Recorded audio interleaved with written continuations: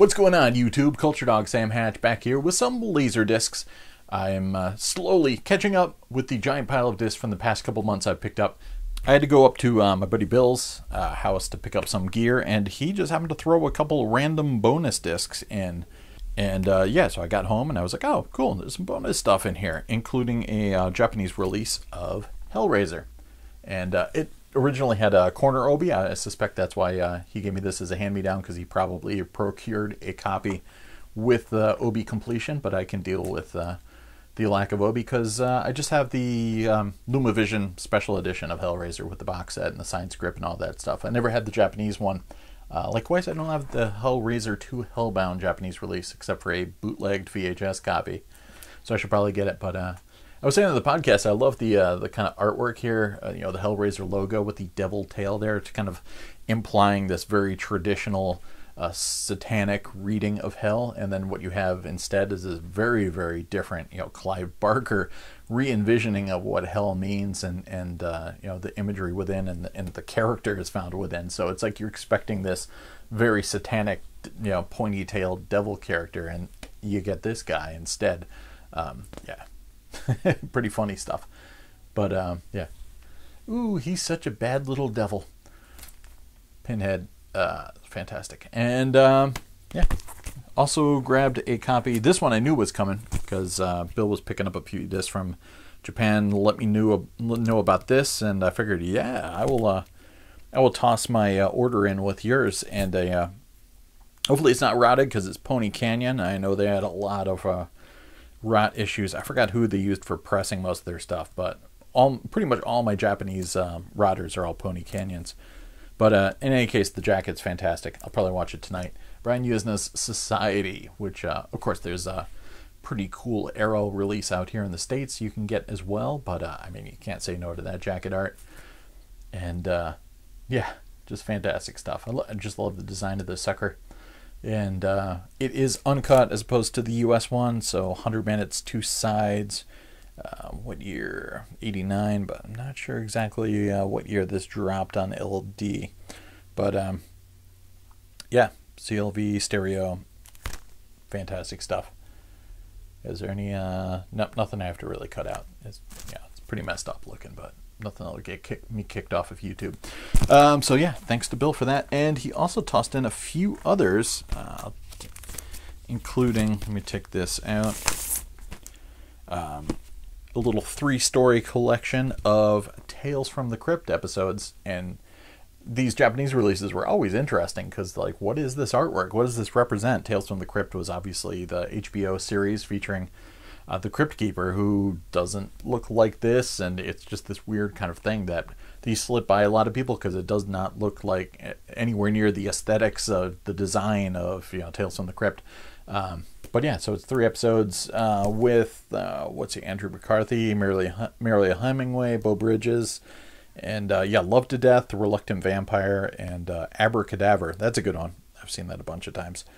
85 minutes, and what year? 1991. They were, you know, released from HBO. No release date on this itself. Maybe it was 91. So that was volume 2. So I don't have volume 1, but he also tossed in volume 3. Same mysterious skull figure, who's not you know, the Crypt Keeper, but pretty cool stuff.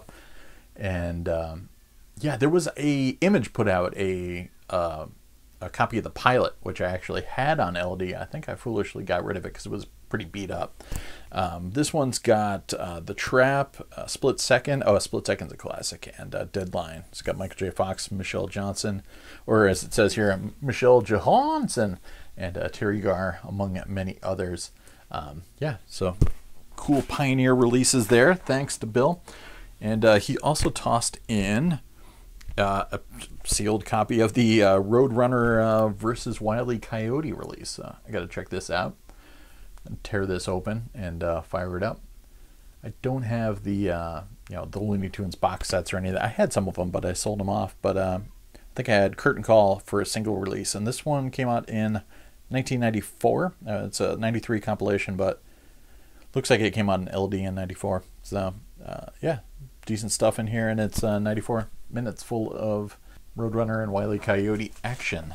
So, thanks to Bill. And likewise, this was the other release, one of the other releases I knew he had. I wanted to go pick up. So we're going to get into a couple music discs. This is Ryuichi Sakamoto playing the orchestra F from 1997, which is an untitled piece, it's 4-movement suite called Untitled 01, which, you know, some of it's just like very like languid and soothing, and then all of a sudden like the second piece is like super just kind of it's not pulsating really, but it's just super sharp and has these like sonic jabs, and really jolts you awake if you're getting lulled into a false sense of security watching it.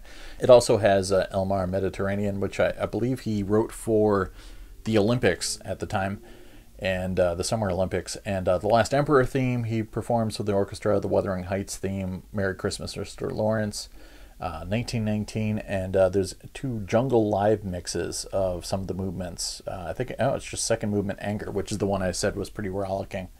There's a promotional video on here. So yeah, it's got it's no Obi or anything, but it's got a sticker there on the cover with some of the information. But all these little circles are you know, raised, and there's a little bit of writing, you know, across them saying, you know, Ryuichi Sakamoto plays the orchestra on there. Fantastic stuff. And shout outs to Peter Biancardi for hooking me up with this hand-me-down copy of the US release from, what did this drop in back in the day? Is this like late 80s? Yeah, 89 apparently. So dropped right when this came out. Iron Maiden's Maiden England, fantastic concert. I actually say, yeah, I have to have this, and I have to have Life After Death. But I say sometimes, you know, I think this is my favorite of the two, just because it's got, you know, it's further along in their career, and it's got, you know, more tunes from some of their greatest records. And Seventh Son of a Seventh Son was pretty controversial at the time for its inclusion of keyboards, which is referenced within this film itself. You know, Bruce Dickinson's people complaining about Iron Maiden having keyboards, but it really, you know, as time stretches on, it's really not that much of an issue. It seemed like this big stark difference in their, you know, material at the time when the album dropped, but nowadays it's not a problem at all. But it's also got Somewhere in Time stuff on here as well. But, you know, just the opening of Moonchild going into The Evil That Men Do, it's just fantastic, just such a mood.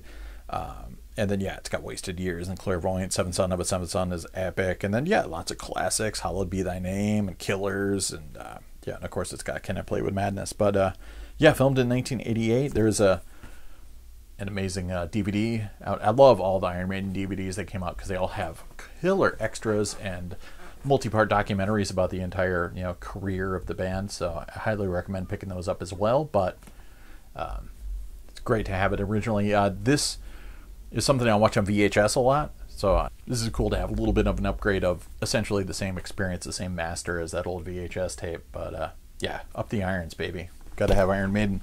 And this, I didn't even know was coming. This was just like a filler that hopefully it's not rotted. Vinny Onorati threw it in with a release I got as a bonus. It is this is pretty old if I remember correctly, 88 release. Elvis Costello, the best of Elvis Costello and the Attractions. And it's pretty loaded with stuff. 2 sides and 11 tracks on each side.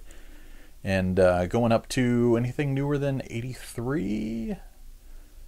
No, looks like 83. Let Them All Talk is the newest release on here. And yeah, CBS Fox put this out in 88. And I have not seen it. I mean, I've probably seen some of the videos.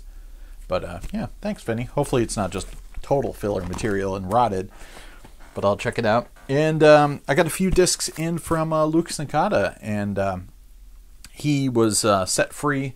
You can check out episode 8 of the LaserDisc Wolfpack podcast if you want to hear Luke's story about collecting and being stationed in the Navy in Japan, and you know how that gives them access to, you know, hard off stores, which and some other stores that end up kind of recycling old people's discarded LaserDiscs and the great deals you can get there. And he promised that once he got set free from his boat that he was trapped on during the lockdown, that once he got back to his place, he was going to be sending us off, you know, care packages of, you know, random things. So sure enough, this one he asked if I had seen or had, and I didn't, but everything else was a total mystery. But the Rolling Stone 20 Years of Rock and Roll special. This was a TV special from, what, 88 maybe? 87? No, I think maybe it was 87. Yeah. And I do think I saw this back in the day, but it's, lots of interviews with, Mick Jagger, Tina Turner, Neil Young, Joni Mitchell, who else is in there? David Bowie, Cyndi Lauper, and so it gets in. Side one is mostly working its way through Woodstock and getting into some more electric stuff and getting into the 70s, and then the second side, there's even like Fear on here. I think I Don't Care About You is on here, Sex Pistols and things like that. So and U2 and things like that, and Prince is talked about. But it's really fascinating to see it, and especially the amount of people that have since passed on. But yeah, I don't believe this has been released on DVD or Blu-ray since. I mean, it may have been, but he also threw in, which is very cool, and I think Peter confirmed that this is set up for NTSC-J IRE0, which is nice. But a Sony tune-up AV release. This was from 1988, and one of the cool things is, Japanese discs are compatible because they're both NTSC with United States, standard definition television. But eventually they started implementing a variation that was closer to what DVD had, with blacker blacks, and just the spectrum from black to white was much bigger than the IRE 7.5 NTSC standard that the United States had. So if you put in some Japanese discs, say like the Phantom Menace, they're going to look stunningly dark on an American set, so you have to kind of compensate for it. So one thing you can do is, if you have a processor or something, you can fool it and tell it that it's expecting a PC signal instead of a LaserDisc or a standard definition video signal. And you can also get IRE0 tuning disc and check out the test patterns and tune a separate setting for Japanese discs. Frustratingly, not all of them are NTSC-J, so you just have to kind of watch them and see which ones look stunningly dark and which ones don't. But yeah, it's got a little insert here for some other laser vision discs you can pick up. It's got some killer footage on there too, and it's got the blue filter, which usually comes with things like Video Essentials and a Video Standard, which helps you tune your color and your tint on your television, which isn't usually that far out of whack, but it's pretty cool to have it.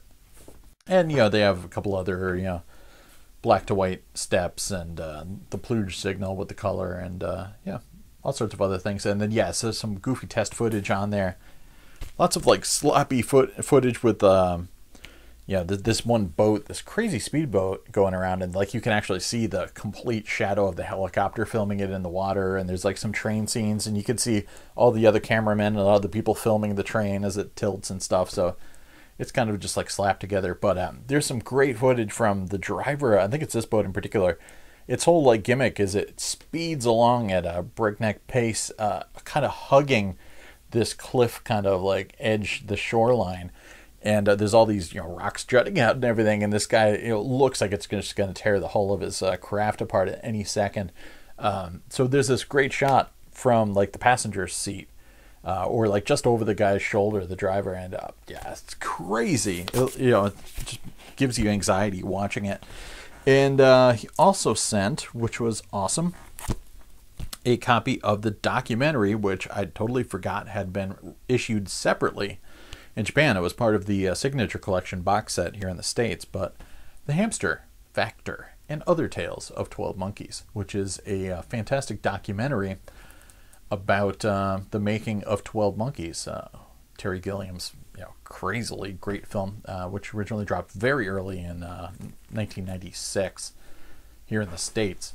And it's really fascinating because if you've seen Lost in La Mancha and some other documentaries, or The Battle for Brazil, you realize that Terry Gilliam's films are usually just on the line of becoming failures or complete disasters, or box office disappointments, or casualties of Universal's editing and fiddling from a studio level. So this was one of those cases too. It's everybody putting their their best efforts into making a fantastic film. And of course, it definitely helped having, you know, star power Brad Pitt and Bruce Willis on its side. So it probably wasn't going to get shelved or anything like that. But you know, you can really get a feel for the question of whether or not the film was going to be a success. And it does follow Terry Gilliam as he kind of does the press promotion circuit, you know, going on to Letterman and things like that, and dealing with even the art for the poster work and everything. So it's pretty cool stuff.